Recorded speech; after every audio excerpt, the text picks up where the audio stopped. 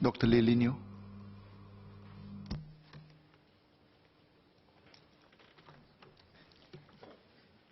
Mr. Speaker, sir, I stand to support the motion raised by Minister for Health.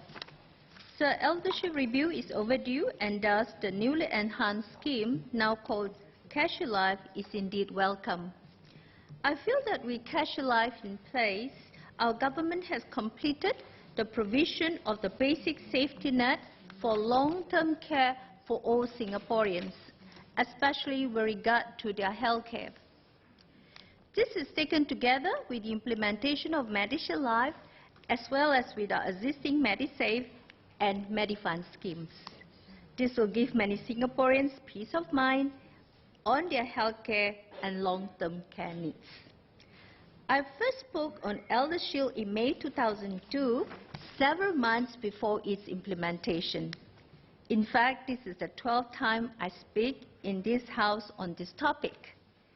Before its implementation in 2002, I already raised the concern over its inadequacy in its payout of $300 and its tenure of payment of 5 years. This payout was upgraded with another $400 version subsequently. Those individuals with 3 ADLs, which are washing, dressing, feeding, going to the toilet, walking and transferring, such as moving from a bed to chair and vice versa, are totally dependent on others for their daily living.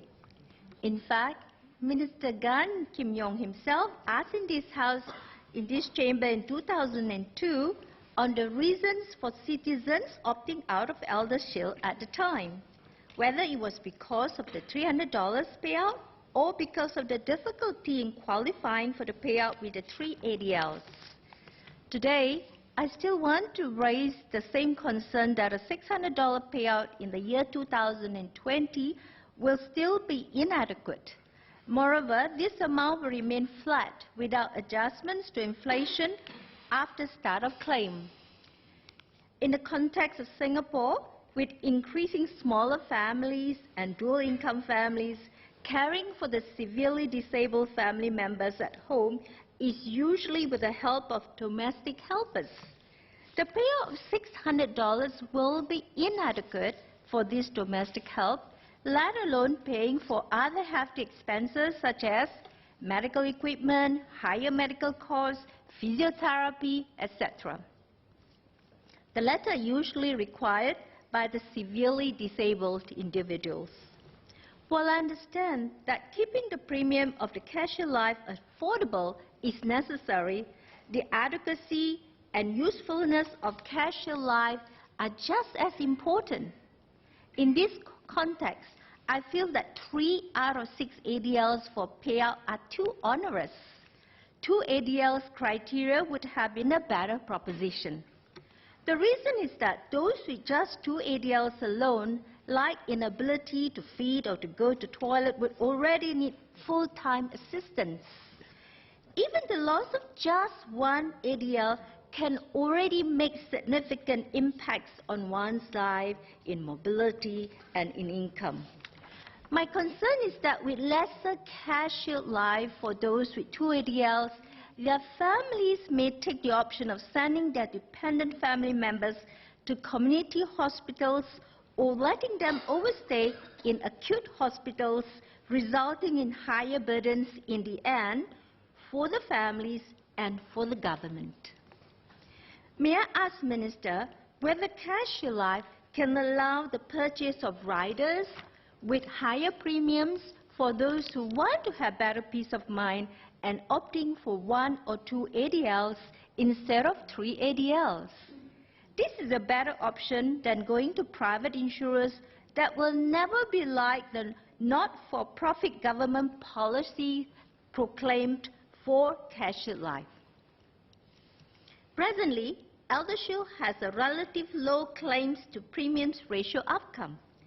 The annual premium is around $206 million with opt-outs, while the payout amount is about $8.32 million. The number of claimants last year was in the region of 1,750. Considering the disability prevalence rate presently of about 5% for those 65 years and above, it means that there are already some 15,000 people requiring aged care facility per year.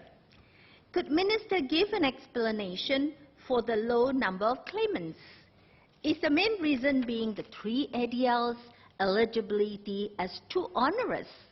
Could it also be that the claiming process had been made difficult? Many people had lamented that they forgot to claim ElderShield. For those who tried to claim ElderShield, the process was daunting in filling up forms and looking for assessors. There are presently only 120 GPs who are the certified assessors. I want to declare that I'm not one of them. I'm glad that under CareShield Life, there will be an increased pool of assessors to include occupational therapies, physiotherapies, and nurses.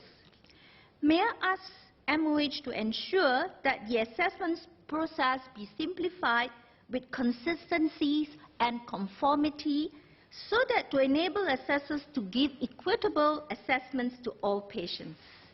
Assessors had given feedback that presently the grading levels for each activity of daily living can be quite small and slight, making it hard to assess the patients. Other feedback includes requests for assessment forms to be made more user-friendly. Stroke patients are often struck with severe disability. Will it be onerous for such patients to claim for CareShield Life? And how soon after being afflicted can such patients claim? It's been reported that private insurers collected some $2.6 billion in premiums for ElderShield, and only about $133 million have been paid out in claims. In 2020, government will take over the coverage. Thus, there's no risk for the private insurers for future claims.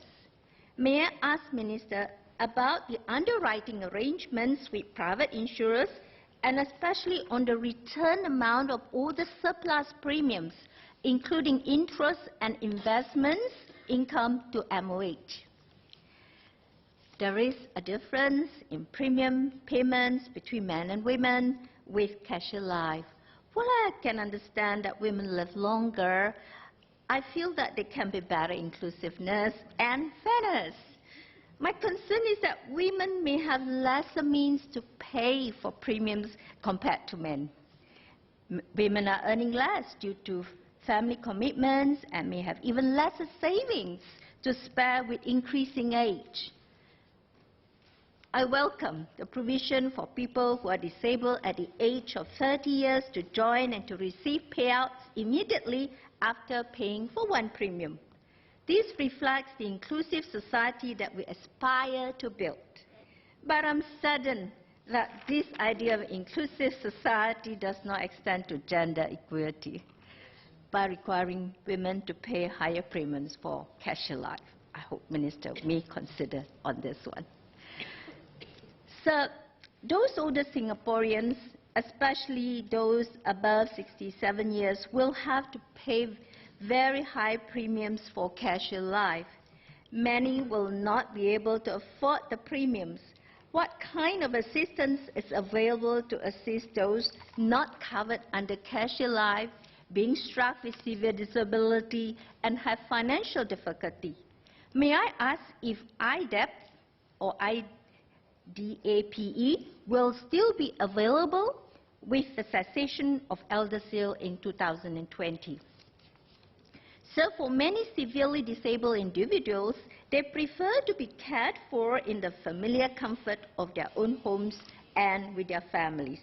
I feel that MOH needs to develop home care and community care, presently very scarce, as quickly as possible to cater for our fast escalating need to help severely disabled people remain in their own homes. The other options of long-term care, apart from home care and community care, are care in the nursing homes, community hospitals, as well as daycare and palliative care centers. While we address the financial issue of long-term care with the implementation of CareShield Life, It is vital to continue providing the infrastructure for long-term care for the severely disabled who need institutional care. Of course, daycare centers and nursing homes will have to be increased in number and in quality, and I hope that MOH will also provide humane palliative care with better support and services. Sir, I'd like to conclude that severe disability very often results from complications of chronic diseases. Thus, as a strong advocate of preventive medicine myself, may I beseech MOH to endeavor fullest to assist Singaporeans to keep healthy and to prevent chronic diseases and to have good control of chronic diseases should they have them. Thus, will MOH consider incentives, for example, premium discount tied to our insurance schemes, CareShield Life and MediShield Life, to nudge or to motivate people to achieve better health and to keep chronic diseases at bay. Thank you.